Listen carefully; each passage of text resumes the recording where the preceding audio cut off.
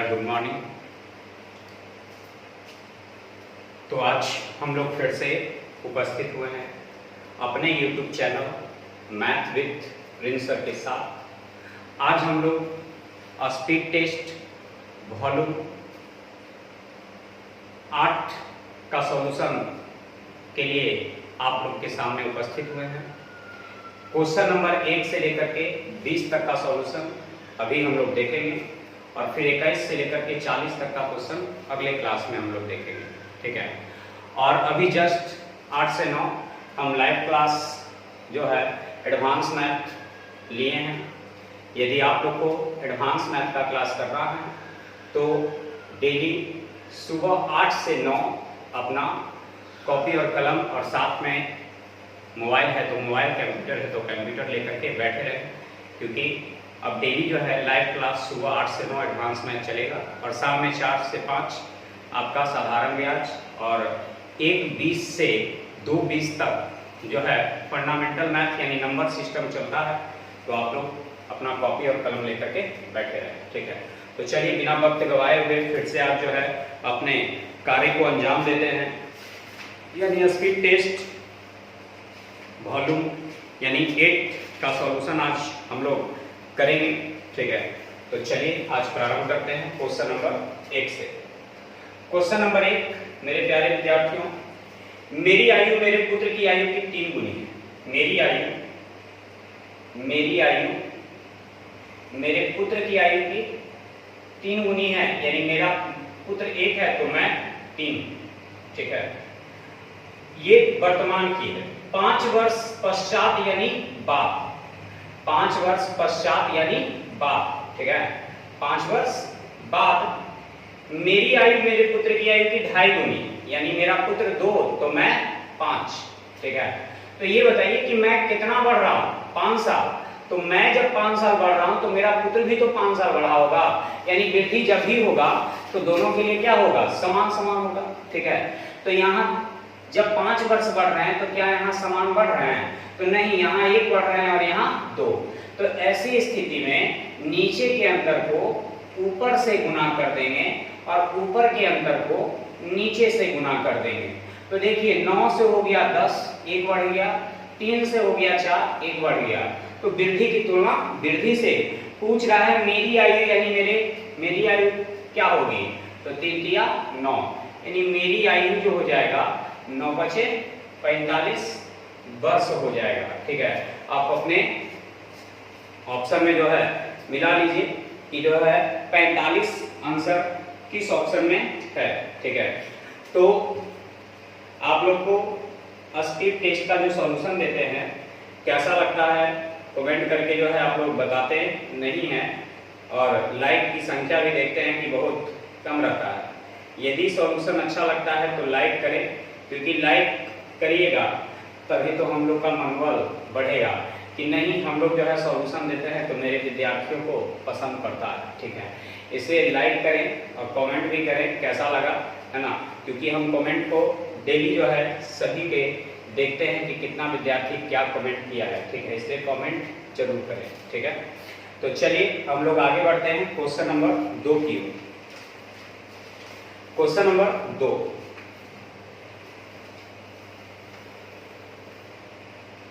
दो number question कह रहा है अमित 40% राशि मशीन खरीदने पर और 20% फर्नीचर खरीदने पर।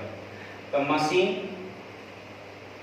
मशीन खरीदने पर 40% और फर्नीचर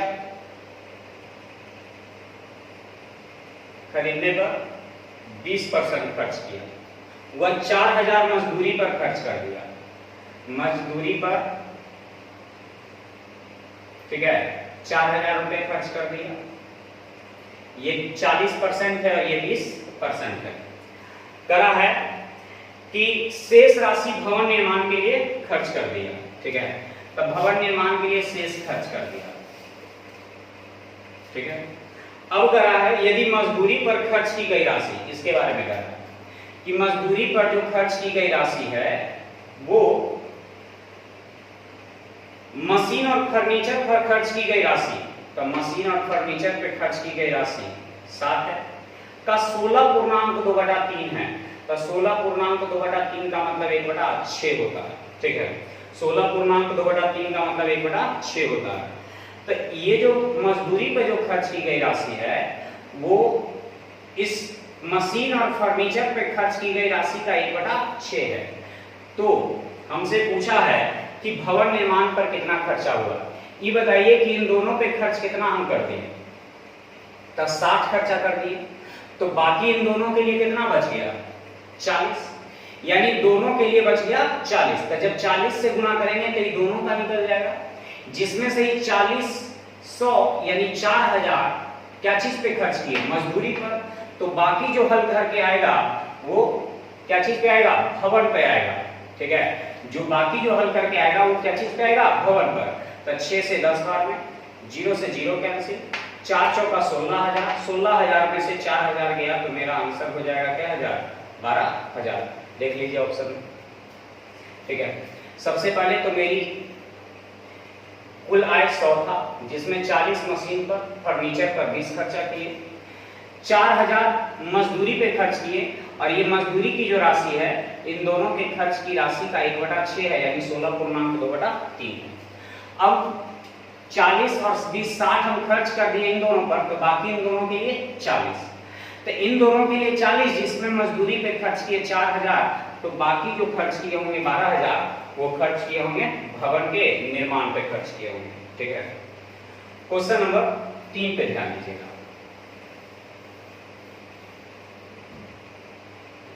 तीन नंबर, करा दो संख्याओं का अंतर उन दोनों संख्या में बड़ी संख्या के 20% है। तो मान लेते हैं दो संख्या का अंतर x माइनस वाई और बड़ी संख्या x। दो संख्याओं के अंतर बड़ी संख्या का 20% है। तो का लग गया बड़ी संख्या में, तो बड़ी संख्या हो गया 100 और अंतर हो गया 20। छोटी संख्या 20 है, छोटी संख्या 20 है। ठीक है, तो ये बताइए कि बड़ी संख्या 100 है और अंतर 20 है, तो इसका मतलब छोटी संख्या 80 है। तो छोटी संख्या की तुलना छोटी संख्या से पूछ रहा है बड़ी संख्या, तो बड़ी संख्या के लिए कितना से, 100 से, यानी 20 चौका 80, 4 से 25 बार में, यानी आपका आंसर हो गया कितना, 25। 4 नंबर क्वेश्चन ध्यान दीजिएगा।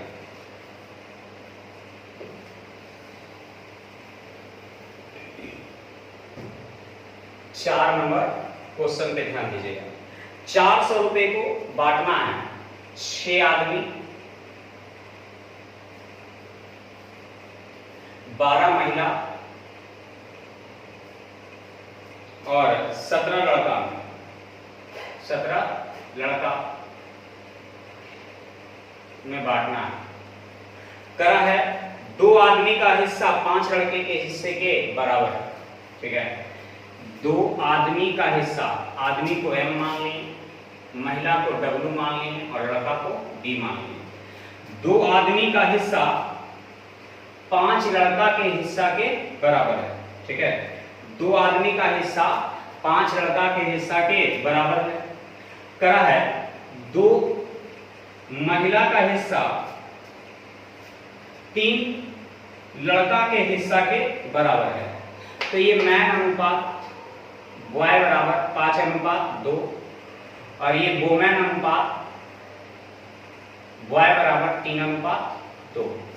दोनों जगह बॉय मिल रहा है तो बॉय तो बराबर है ना, तो बॉय बराबर है, तो आदमी के लिए 5, महिला के लिए 3 और लड़का के लिए 2।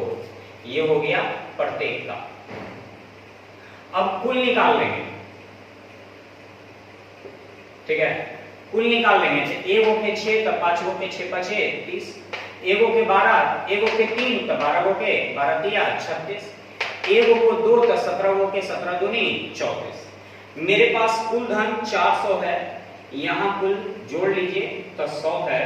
पूछ रहा है एक आदमी, एक महिला, एक लड़का, तो 5 3 8 2 10, यानी एक मैन, एक वोमैन और एक बॉय का हिस्सा निकल जाएगा। तो 2 0 से 2 0, यानी आपका जो आंसर हो जाएगा वो कितना हो जाएगा, 40 हो जाएगा। ठीक है, आपके इस प्रश्न का जो उत्तर हो जाएगा वो 40 हो जाएगा।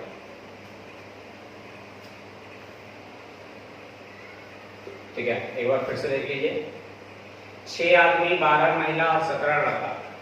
2 आदमी का हिस्सा 5 लड़का के बराबर है, यानी मैन अनुपात बॉय 5:2। 2 महिला का हिस्सा 3 लड़का के बराबर है, तो वुमेन अनुपात बॉय 3:2। दोनों जगह बॉय मिल रहा है और दोनों जगह बॉय बराबर है। तो आदमी के लिए 5, महिला के लिए 3, लड़का के लिए 2।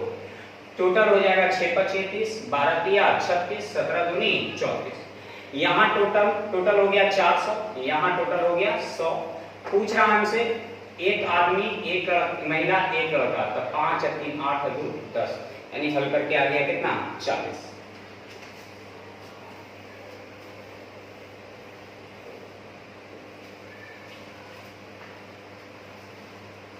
चलिए क्वेश्चन नंबर 5 में करा, हेमा और लक्ष्मी एक व्यापार की शुरुआत करते हैं। हेमा और लक्ष्मी एक व्यापार की शुरुआत करते हैं, जिसमें 60,000 रुपया हेमा लगाई और 75,000 रुपया लक्ष्मी लगाई। हेमा 8 महीने तक व्यापार में रही और लक्ष्मी 12 महीने तक रही। ठीक है, तो वर्ष के अंत में व्यापार में होने वाले लाभ का कितना हिस्सा हेमा का है? तो पूंजी गुने समय लाभ होता है, पूंजी गुने समय लाभ होता है। 3 0 से 3 0 कैंसिल, 4 दूनी 8, 4 तिया 12, 15 चौका 60, 15 पचे 75, ये 4 दूनी 8 और ये 5 तिया 15, यानी ये 8 अनुपात कितना हो जाएगा 15। ठीक है, 8 अनुपात हो जाएगा 15। अब मेरे पास करा है कि हेमा जो है, हेमा का जो हिस्सा है कुल लाभ का 15 8 23 का कितना % है।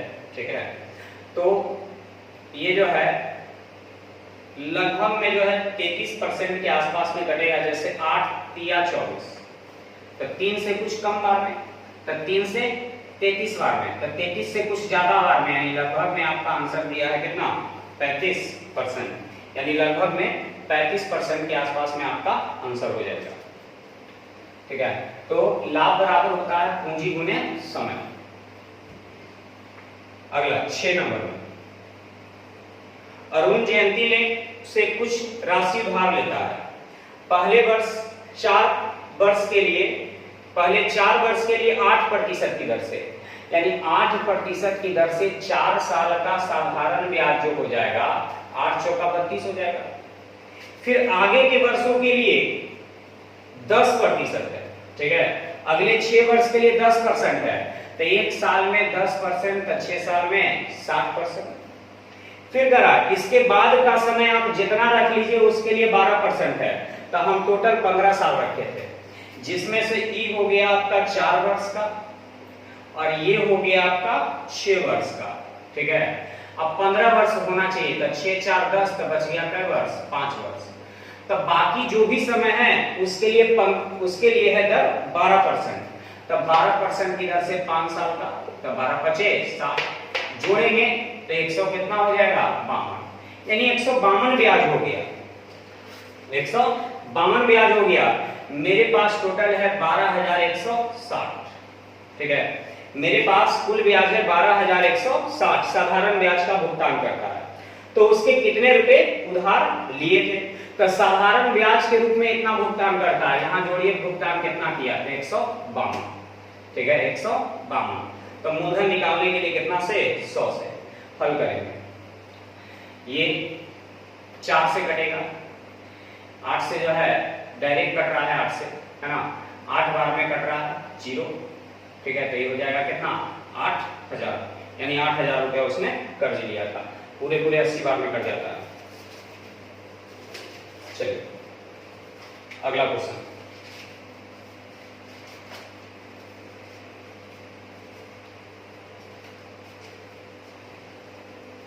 करा है 7 नंबर में कि 4 कारों की चाल 4 अनुपात 6 अनुपात 8 अनुपात 9 के अनुपात में, ये चाल है। अब करा है वे सभी 236 किलोमीटर की दूरी को तय करे तो सबसे धीमी कार दूरी को 144 मिनट में तय करता है। यह स्पीड, ठीक है, स्पीड का उल्टा टाइम यानी समय, ठीक है। तो 4, 6, 8, 9 का एलसीएम 72, 4 से, ठीक है, 4 से 18 बार में, 6 से 12 बार में, 8 से 9 बार में, 9 से 8 बार में। तो जो सबसे धीमी चल रहा है वो 144 मिनट लेता है, तो सबसे धीमी तो यही चल रहा है, तो ये 18 मिनट लेता है। तो समय की तुलना समय से, तो सबसे तेज चल रहा है, तो सबसे तेज तो ये चल रहा है, तो कितना समय लेगा, तो 8, 18, 8, 144, 8 64 मिनट, यानी आपका जो आंसर हो जाएगा वो 64 मिनट हो जाएगा। चलिए क्वेश्चन नंबर 8, करा ए और बी मिलकर के, ए और बी मिलकर के किसी कार्य को 12 दिन में पूरा कर सकते हैं, ठीक है, और ए अकेले 20 दिन में पूरा कर सकता है, ठीक है। ए और बी 12 दिन में कर सकता है, जबकि ए अकेले 20 दिन में कर सकता है। तो बी प्रतिदिन आधा दिन काम करे, तो ऐसा करिए, ये समय का उल्टा कार्य है। एलसीएम 60, 12 पचे 20 दिया। ए 3 काम करता है तो बी 2 काम करता है, तभी ना दोनों मिलकर के 5 काम, तो टोटल काम तो 60 है। अब इसी काम को करवाना है, करा है बी प्रतिदिन आधे दिन काम करे, तो एक दिन में 2 काम करता है, तो आधा दिन में 1 काम, ठीक है। तो 1 काम बी करेगा और 3 काम ए करेगा, तो दोनों मिलकर के एक दिन में 4 काम, तो कई दिन लगेगा, 30 दिन। तो 4 से भाग देंगे कई बार, 15 बार, यानी आपके प्रश्न का उत्तर हो जाएगा 15।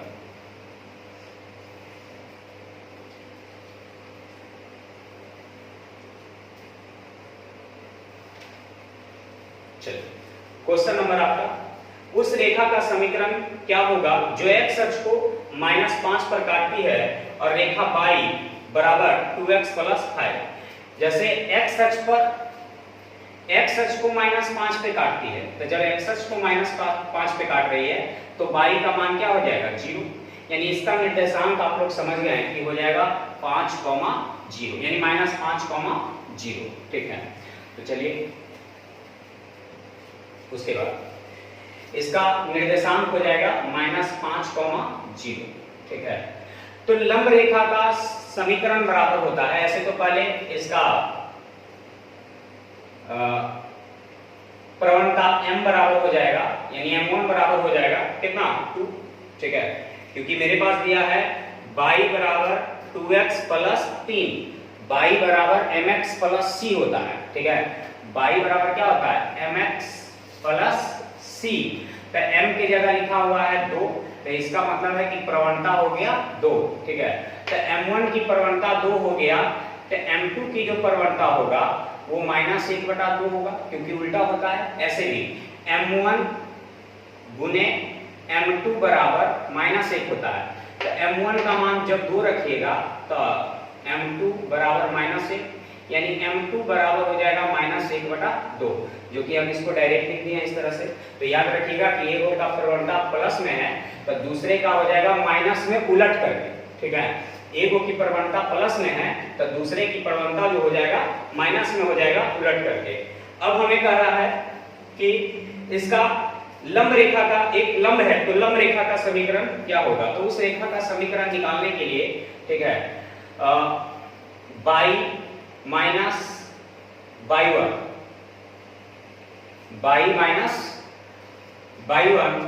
बराबर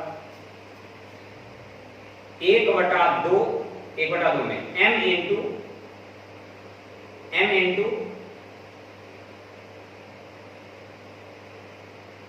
x माइनस x1, ठीक है। y माइनस y1 बराबर m into x minus x1, ठीक है। तब y का मान तो मालूम नहीं है, लेकिन y1 का मान 0 है, ठीक है। m का मान प्रवणता यानी m2 जिसको कहेंगे तो वो -1/2 होगा, तो x का मान तो मालूम नहीं है, लेकिन x1 का मान 0 है। ठीक है, अब यहाँ ये तो y ही रह जाएगा और ये 2 इसमें आके गुना हो जाएगा, यानी 2y माइनस x हो जाएगा। ठीक है, सॉरी ये x1 था, x1 का मान कितना है 5 है, वो भी माइनस में है, तो माइनस माइनस क्या हो जाएगा प्लस, तो जब ये माइनस से गुना होगा तो माइनस x i माइनस 5। ठीक है, अब इस x को इधर ले आएंगे। ठीक है, x को इधर ले आएंगे तो x प्लस 2y बराबर माइनस 5। मिला लेंगे, ऑप्शन में आपके मिल रहा है या नहीं। ठीक है, मिला लेंगे, फिर से एक बार देख लीजिए, x का मान माइनस 5 है तो x1 का मान माइनस 5 है तो y1 का मान 0 है। y बराबर होता है mx प्लस c, तो यहाँ लिखा हुआ है 2x प्लस 3, तो इसकी प्रवणता जो है 2 है, तो m2 की प्रवणता माइनस 1/2। तो इस लंब रेखा का समीकरण होता है y माइनस y1 बराबर m2, यानी m होता है m into x minus x1। तब y का मान तो मालूम नहीं है, लेकिन y1 का मान 0 है, m का मान माइनस 1/2 है, x का मान मालूम नहीं है, लेकिन x1 का मान माइनस 5 है। तो जब माइनस रखिएगा तो प्लस हो जाएगा, हल करके समीकरण आपके सामने है। चलिए क्वेश्चन नंबर 10 में, दो मालगाड़ी में से प्रत्येक की लंबाई 500 मीटर है। एक मालगाड़ी की लंबाई 500, दूसरी मालगाड़ी की भी लंबाई 500। वे विपरीत दिशाओं में चल रही हैं। ठीक है, तो विपरीत दिशा में चल रही है, इनकी चाल का अनुपात 3:2 है, तो इसको 3x है, इसको 2x। तो चाल को जोड़ देंगे यानी 5x, तो दूरी बराबर चाल गुने समय, तो समय लगता है कितना 48 सेकंड। तो उसमें से धीमी चल रही रेलगाड़ी की चाल क्या होगी, तो ये हो जाएगा 1000 या 1000 बराबर 5x गुने 48। तब 5 से भाग देंगे तो 200 बार में। ठीक है, 4 से भाग देंगे या 8 से भाग देंगे, 6 बार में 8 से भाग देंगे 25 बार में, यानी x बराबर हो जाएगा 25 बटा कितना 6। ये मीटर प्रति सेकंड में आया है, तो किलोमीटर में बदलने के लिए 18/5 से, तो 6 तिया 18, 5 बचे, यानी 5 तिया 15 किलोमीटर प्रति घंटा। तो ये तो x का मान आ गया। हमसे धीमी वाला पूछ रहा है, तो धीमी वाला कौन है 2x है, धीमी कौन है 2x है, तो x का मान 15 रखेंगे, यानी 15 दूनी 30 किलोमीटर प्रति घंटा। ये आपके प्रश्न का उत्तर आ गया।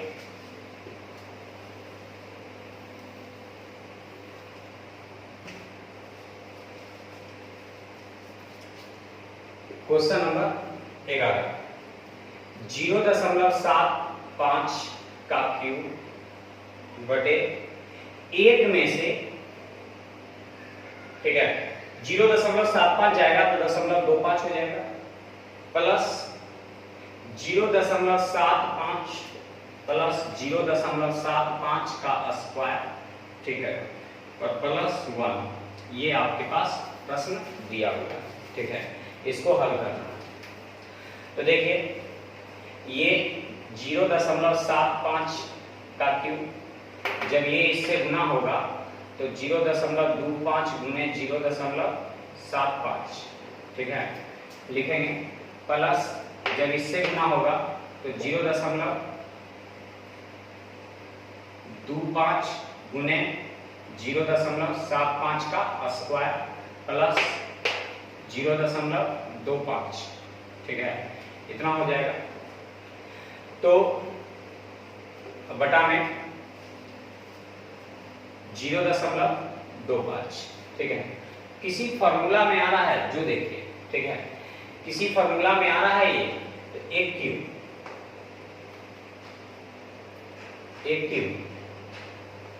प्लस डी क्यूब, छोड़ दीजिए, इस नियम से ज्यादा टाइम लगेगा। क्या करिए, इसको 0.75 है तो 75 पैसा है, तो 75 पैसा का मतलब 3/4 होता है।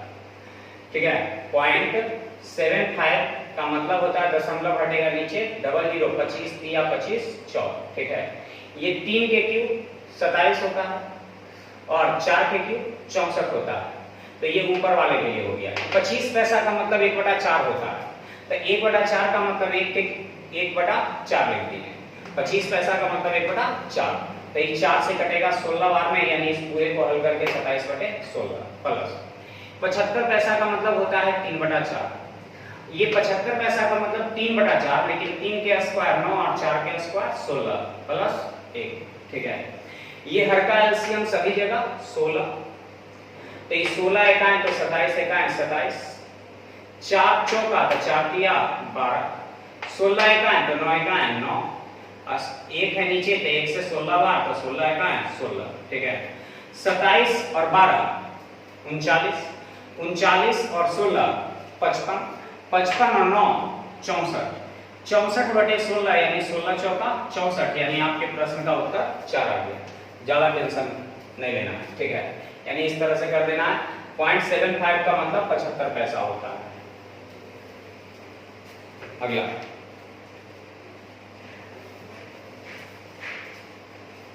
क्वेश्चन नंबर 12 लिखा है 34 44 और 44 54 में किसी 3 अंकों की संख्या से भाग दिया जाए तब शेषफल समान आता है। जब कभी भी शेषफल समान हो, ठीक है, जब कभी भी शेषफल समान हो तो संख्या को आपस में घटा देंगे, ठीक है। तो संख्या को आपस में घटा देंगे तो 4 में से 4 गया तो 0, 5 में से 4 गया 1, ये 44 में से 34 गया 10, ठीक है। अब ये आ गया 10 कितना 10। अब इस 10 को काटने वाला आपके ऑप्शन में कौन है ये चेक करना है, ठीक है। कहा है कि 3444 तथा 4454 में किसी 3 अंकों की संख्या से भाग दिया जाए तब शेषफल समान रहता है। ऐसी छोटी से छोटी 3 अंकों की संख्या कौन है? तो देखिए 101 से लिए कट रहा है, यानी आप आंसर जो दे देंगे वो 101 दे देंगे, यानी इस प्रश्न का उत्तर जो हो जाएगा वो 101 हो जाएगा। मिला लेंगे अपने ऑप्शन को, ठीक है। क्वेश्चन नंबर,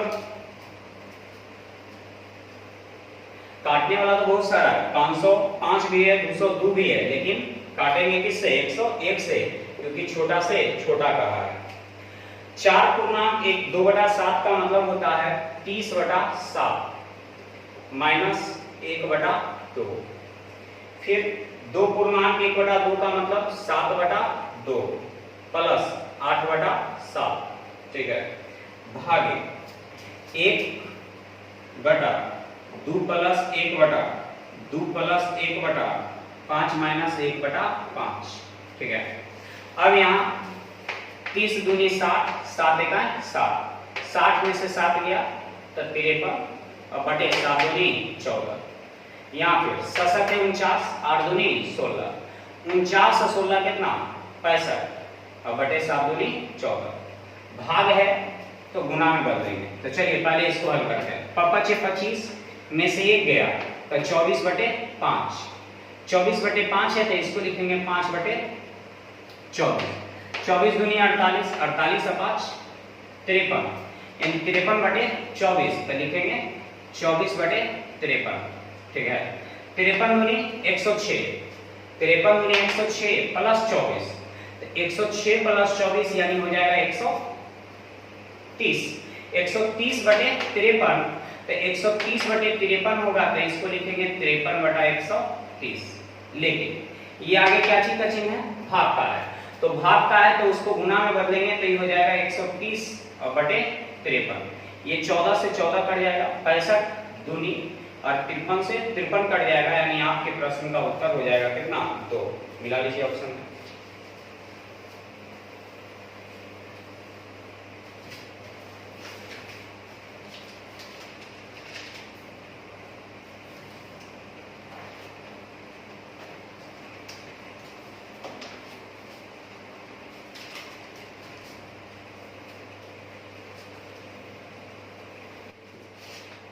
चलिए क्वेश्चन नंबर 14 में, एक आदमी की भर्ती प्रक्रिया में चयनित और अचयनित, चयनित और अचयनित तो कुल, तो चयनित है 5, अचयनित है 1, तो कुल है 6।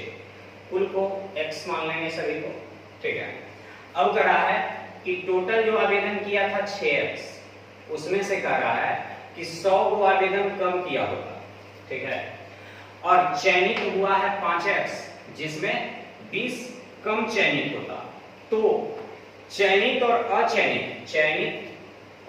अचयनित का अनुपात जो है वो 6:1 होता, तब टोटल कितना होता? 7। ये है कुल और ये है चयनित। तो जो चयनित है, चयनित 6 है, तो चयनित वाले को कुल के साथ और कुल वाले को चयनित के साथ गुना कर देंगे, तो 6 × 36x माइनस 600, ये 7 बचे 35x माइनस 140।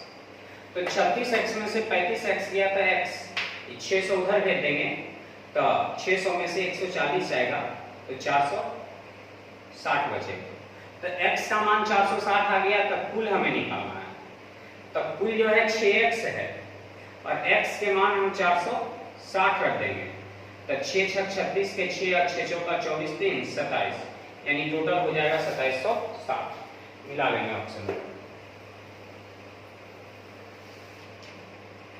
15 नंबर, एक गोलार्ध यानी अर्धगोला के कुल सतह का क्षेत्रफल, तो अर्धगोले का कुल सतह होता है 3πr² बराबर 166.3, ठीक है। 3 गुने पाई के मान 22/7 गुने r, तो त्रिज्या तो मालूम नहीं है, स्क्वायर बराबर 166.32, ठीक है। अब इसको हल करना, इसको हल करेंगे, दशमलव घटेगा नीचे, डबल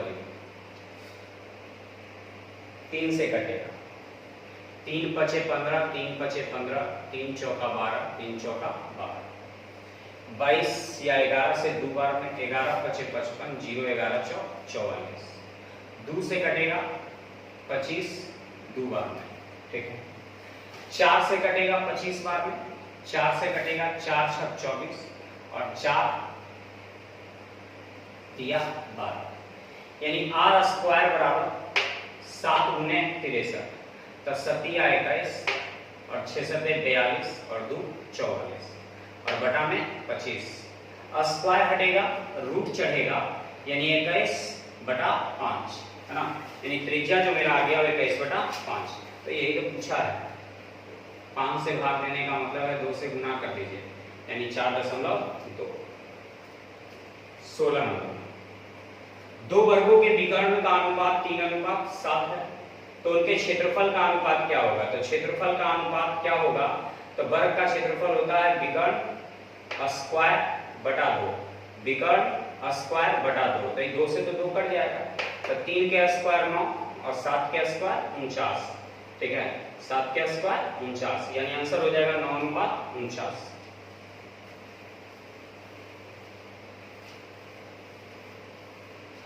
क्वेश्चन नंबर 17, एक समलंब की 2 समानांतर भुजाओं की लंबाई 16 और 20 है। समलंब की 2 समानांतर भुजाओं की लंबाई दिया है, तो उसका क्षेत्रफल क्या होगा? तो समलंब चतुर्भुज का क्षेत्रफल होता है 1/2 गुने समानांतर भुजाओं का योग और गुने ऊंचाई, ठीक है, 1/2 गुने समानांतर भुजाओं का योग गुने ऊंचाई, तो 2 से कटेगा 5 बार में, 20 और 16 36, 36 बचे 180, यानी आपके प्रश्न का उत्तर 180 हो गया। 18 नंबर, एक लंबवृत्तीय शंक्वाकार ढांचा 21 मीटर व्यास वाले वृत्ताकार आधार पर खड़ा है, ठीक है, जिसकी ऊंचाई 14 है। 6 रुपए प्रति मीटर के हिसाब से तिरछी सतह की रंगाई की कुल लागत कितनी होगी? यानी हमें निकालना है पृष्ठीय क्षेत्रफल, वक्र पृष्ठीय क्षेत्रफल। तो एक शंकु है जिसकी ऊंचाई दिया हुआ है, करा इसकी ऊंचाई जो है 21 है, नहीं 21 व्यास है, तो त्रिज्या जो हो जाएगा, त्रिज्या हो जाएगा 21/2 और ऊंचाई जो है 14 है, ठीक है, तो हमें निकालना है L, तो √√21 एच स्क्वायर तो 14 के स्क्वायर 196, आर स्क्वायर तो 21 के स्क्वायर 441 और 2 के स्क्वायर 4। गुना करेंगे 6 चौका 24, 24 है 25 के 5 हाथ में रह गया तो 19 यानी 9 चौका 36, 36 और 4 40 और 2 42 के 2 हाथ में रह गया 2 4 और ये 4 एकान 4 4 और 4 8, 4 एकान 4 4 4 8 और बाकी 4 8 4 12 और बटे 4। ठीक है, तब 1235 बाहर निकलेगा, 25 बाहर निकलेगा 35 और बटे 2 यानी त्रियक जो लंबाई है वो 35/2 हो गया। हमें निकालना है पृष्ठ क्षेत्रफल, तो पाई आर एल, तो पाई के मान होता है 22/7, आर का मान दिया हुआ है आपके पास 21/2 और त्रियक लंबाई आ गया 25 यानी 35/2। ठीक है, और मेरा खर्च निकालना है, तो खर्च के लिए क्या करेंगे, क्षेत्रफल में 6 से गुना कर देंगे, तो इसमें 6 से और गुना कर देंगे, एक के बार निकल जाएगा। 7 या 21, 2 से 11 बार में, 2 से 3 बार में। ठीक है, गुना करेंगे 35 तिया 105 तिया 105 तिया 315। अब 11 से गुना करेंगे 5 5 1 6 3 1 4 और 3 की 3 यानी 3465। देख लीजिए ऑप्शन में है तो, यानी आपके इस प्रश्न का आंसर जो आ गया 3465 आ गया। 19 नंबर में धातु की 6 सेंटीमीटर व्यास वाले 1000 ठोस गोलों को गलाकर उन्हें एक नया ठोस गोला ढांचा ढाला जाता है, तो नए गोले का व्यास क्या होगा। तो 1000 गोला है तो गोले की संख्या बराबर बड़े गोले का आयतन यानी 4/3 पाई आर क्यूब बटे छोटे गोले का आयतन यानी 4/3 पाई आर क्यूब। ठीक है, 4/3 4/3 पाई पाई कट जाएगा। ठीक है, अब जो है छोटे गोले की त्रिज्या दिया हुआ है, व्यास 6 है तो त्रिज्या 3, तो ये त्रिज्या 3 इधर आ जाएगा, तो 1000 गुने 3 के क्यू 27 और बराबर आर का क्यू हटेगा, इस पे क्यूबिक चढ़ेगा। ठीक है, तो आर बराबर हो जाएगा 27 बाहर निकलेगा 3 और 3 जीरो बाहर निकलेगा 1 जीरो, यानी आपके प्रश्न का उत्तर हो गया 30।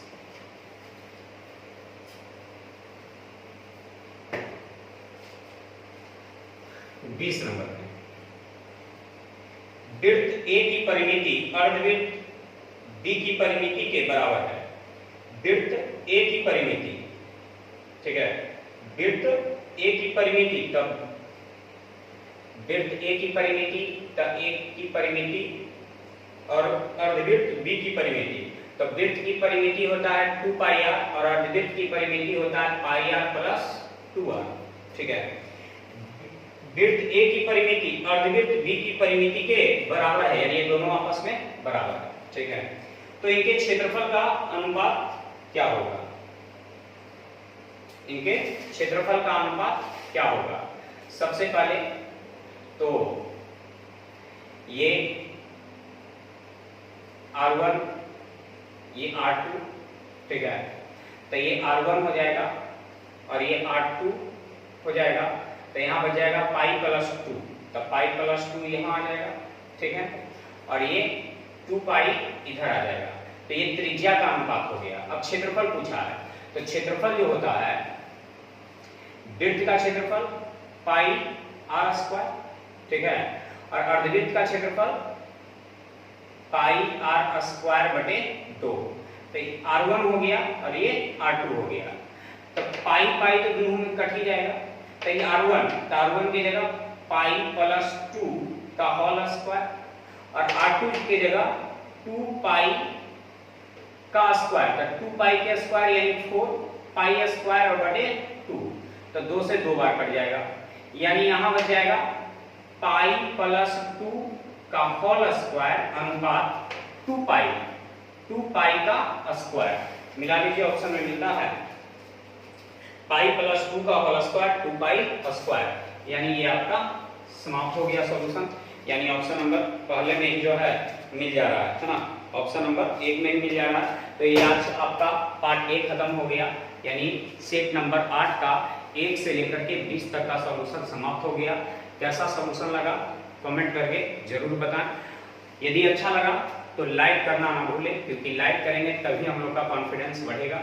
ठीक है, तो लाइक करें, कमेंट करें और शेयर जरूर करें अपने साथियों को। ठीक है, व्हाट्सएप पे, फेसबुक पर, जिस तरह से आप शेयर कर सकते हैं शेयर जरूर करें। ठीक है, तो फिर से हम अगले सेट यानी इसी सेट का पार्ट बी का सॉल्यूशन यानी 21 नंबर से 40 नंबर का क्वेश्चन लेकर के फिर अगले क्लास में यानी कल हम लोग उपस्थित होंगे। तब तक के लिए बाय।